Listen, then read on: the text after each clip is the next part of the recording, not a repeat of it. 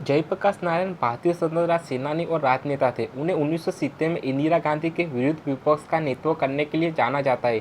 इंदिरा गांधी को पछपूत करने के लिए उन्होंने संपूर्ण क्रांति नामक आंदोलन चलाया। वे समाज सेवक थे जिन्होंने लोकनायक के नाम से भी जाना जाता है। 1999 में उन्हें मरणोपरांत भारत रत्न से सम्मानित किया गया। इसके अतिरिक्त उन्हें समाज सेवा के लिए 1934 में मैग्सेसे पुरस्कार प्रदान किया गया था। पटना के हवाई अड्डे का नाम उनके नाम पर रखा गया है। दिल्ली सरकार का सबसे बड़ा अस्पताल लोकनायक जयप्रकाश अस्पताल भी उनके नाम पर रखा गया है। में अपने विद्यार्थी जीवन में जयप्रकाश नारायण ने स्वतंत्रता संग्राम में हिस्सा लिया। जयप्रकाश नारायण बिहार विद्यापीठ में शामिल हो गए, जिसे युवा प्रतिभाशाली युवाओं को प्रेरित करने के लिए डॉक्टर राजेंद्र प्रसाद और सुप्रसिद्ध गांधीवादी डॉक्टर अनुग्रह नारायण सिंह द्वारा स्थापित किया गया था।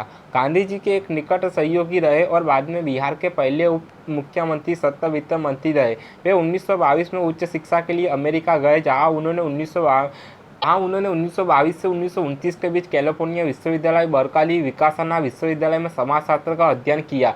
महंगी पढ़ाई के खर्चों का वहन करने के लिए उन्होंने खेतों, कंपनियां, रेस्तरां में काम किया। वे मार्क्स के समाजवाद से प्रभावित हुए। उन्होंने MA डिग्री प्राप्त हासिल की।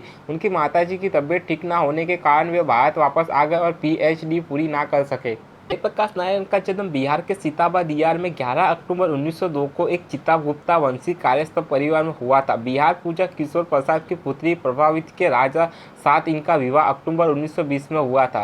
वे डॉक्टर राजेंद्र प्रसाद और सुप्रसिद्ध डॉक्टर अनुग्रह नारायण सिन्हा द्वारा स्थापित बिहार विद्यापीठ में शामिल हो गए। 1929 में जब वे अमेरिका से लौटे, भारतीय स्वतंत्रता संग्राम तेजी पर था। उनका संपर्क गांधी जी के साथ काम कर रहे जवाहरलाल नेहरू से हुआ। वे भारतीय स्वतंत्रता संग्राम का हिस्सा बने और 1932 में गांधी, नेहरू और अन्य महत्वपूर्ण कांग्रेसी नेताओं के जेल जाने के बाद उन्होंने भारत में अलग अलग हिस्सों में संग्राम का नेतृत्व किया। अंततः उन्हें भी मद्रास में सितंबर 1932 में गिरफ्तार कर लिया गया और नासिक के जेल में भेज दिया गया। यहाँ उनकी मुलाकात मीनू मासानी, अच्युत पटावर्धन, NC गोरे, अशोक मेहता, MM दत्तवाला, चार्ल्स मास्कोरेनेसा और CK नारायण स्वामी जैसे उत्साही कांग्रेसी नेताओं से हुई। जेल में इनके द्वारा की गई चर्चाओं ने कांग्रेस सोशलिस्ट पार्टी को जन्म दिया। CSP समाजवाद में विश्वास रखती थी। जब कांग्रेस ने 1934 में चुनाव में हिस्सा लेने का फैसला किया तो JP और CSP ने इसका विरोध किया। 1939 में इन्होंने द्वितीय विश्व युद्ध के दौरान अंग्रेज सरकार के खिलाफ लोक आंदोलन का नेतृत्व किया। इन्होंने सरकार को किराया और राजस्व रोकने के अभियान चलाए। टाटा स्टील कंपनी ने हड़ताल करा के यह प्रयास किया कि अंग्रेजों को अस्पताल ना पहुंचे। उन्हें गिरफ्तार कर लिया गया और 9 महीने की कैद की सजा सुनाई गई। जेल से छूटने के बाद इन्होंने गांधी को और सुभाष चंद्र बोस की भी सुलह का प्रयास किया।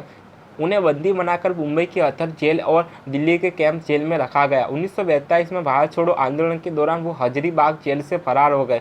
मुझे अपने लिए चिंता नहीं है, किंतु देश के लिए मुझे चिंता है। बिहार विभूति डॉक्टर अनुग्रह नारायण सिन्हा। उन्होंने स्वतंत्रता संग्राम के दौरान हथियारों के उपयोग को सही समझा। उन्होंने नेपाल जाकर आज़ाद दस्ते का गठन किया और उसे प्रशिक्षण दिया। उन्हें एक बार फिर पंजाब में चलती ट्रेन में सितंबर 1943 में गिरफ्तार कर लिया गया। 16 महीने बाद जनवरी 1945 में उन्हें आगरा जेल में स्थानांतरित कर दिया गया। इसके उपरांत गांधी जी ने यह शब्द कर दिया था कि डॉक्टर लोहिया और JP रिहाई के बिना अंग्रेज सरकार से कोई समझौता नामुमकिन है।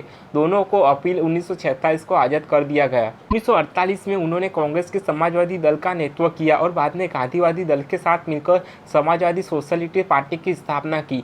19 अप्रैल 1954 में गया बिहार में उन्होंने विनोबा भावे के स्वच्छता आंदोलन के लिए जीवन समर्पित करने की घोषणा की। 1957 में उन्होंने लोकनीति पक्ष में राजनीति छोड़ने का निर्णय लिया। 1960 के दशक के अंतिम भाग में राजनीति में पूर्ण सक्रिय रहे। 1974 में किसानों के बिहार आंदोलन में उन्होंने तत्कालीन राज्य सरकार से इस्तीफा मांगी। वे इंदिरा गांधी की प्रशासनिक नीतियों के विरुद्ध थे। गृहीत स्वास्थ्य के बावजूद उन्होंने बिहार में सरकारी भ्रष्टाचार के खिलाफ आंदोलन किया।